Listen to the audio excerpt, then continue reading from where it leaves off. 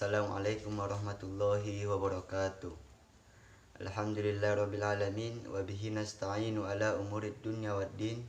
Wassalatu wassalam ala sayyidil mursalin sayyidina wa maulana Muhammadin wa ala alihi wa sahbihi ajma'in, amma ba'd. Segala puji bagi Allah, Tuhan yang telah menciptakan bumi, langit beserta seluruh alam, dan Tuhan yang telah memberikan kita berbagai macam kenikmatan, di antaranya nikmat iman dan takwa. Salawat beriringan salam kita curahkan di hadapan baginda Nabiullah Muhammad sallallahu alaihi wasallam, karena dialah Nabi yang diutus ke permukaan bumi ini sebagai suri teladan terhadap umatnya dan pada manusia pada umumnya. Dan dia pula Nabi yang diutus ke permukaan bumi ini hanya untuk menyempurnakan akhlak manusia.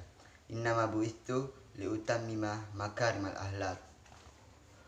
Pada video kali ini, insyaallah saya akan menjelaskan hadis tentang niat atau syarah hadis tentang niat.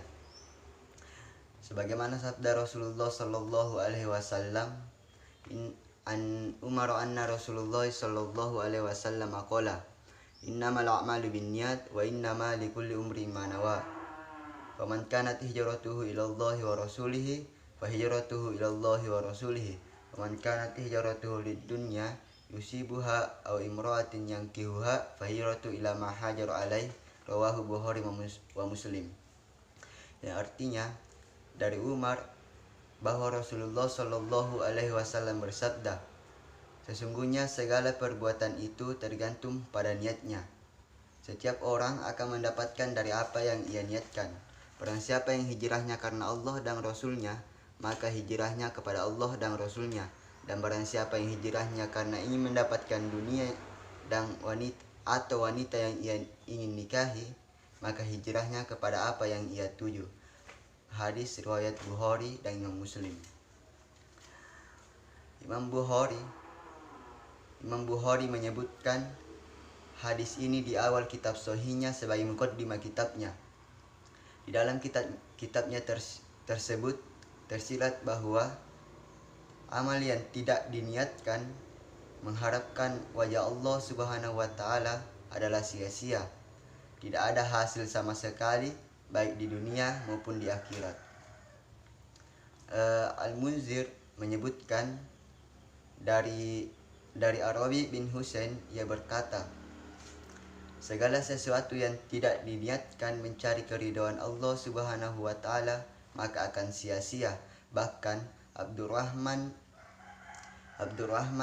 bin Mahdi berkata, kalau seandainya saya menyusun kitab yang terdiri dari beberapa bab, tentu saya akan menjadikan hadis Umar bin Khattab yang menjelaskan tentang amal tergantung niat ada dalam setiap bab. Niat merupakan bagian daripada iman, karena niat adalah amalan yang langsung dilakukan oleh hati. Sehingga perlu seorang muslim mengetahui hukum suatu amalan sebelum ia mengerjakan amalan tersebut. Apakah amalan tersebut disyariatkan atau tidak, ataukah apakah amalan tersebut sunnah atau wajib. Sebagaimana mayoritas ulama salaf berpendapat bahwa hadis ini sepertiga Islam. Mengapa demikian? Menurut Imam Baihaqi, dikarenakan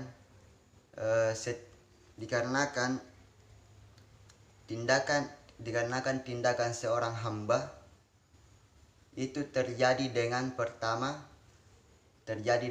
hati, kedua terjadi dengan lisan, dan yang ketiga terjadi dengan anggota badan. Dan niat yang tempatnya pada hati adalah salah satu dari ketiga hal tersebut, serta niat merupakan bagian yang paling utama. Niat merupakan tolak ukur suatu amalan. Diterima atau tidaknya suatu amalan tergantung kepada niat.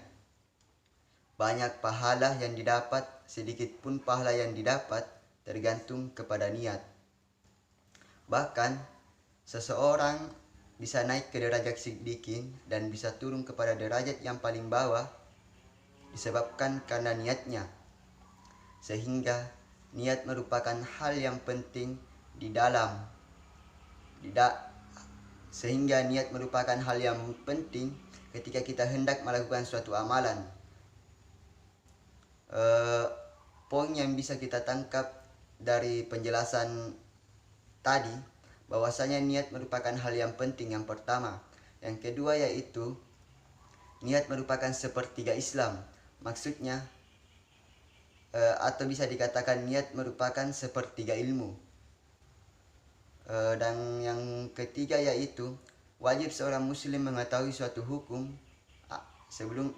hukum amalan sebelum ia mengerjakan amalan tersebut. Di mana apakah amalan itu disyariatkan atau tidak, apakah amalan itu sunnah atau wajib. Mungkin hanya itu yang dapat saya sampaikan pada video kali ini. Apabila ada kesalahan, itu datangnya dari saya sendiri, dan apabila ada kebenaran, itu datangnya dari Allah Subhanahu wa taala. Akhirul kalam, wabillahi taufiq wal hidayah. Wassalamualaikum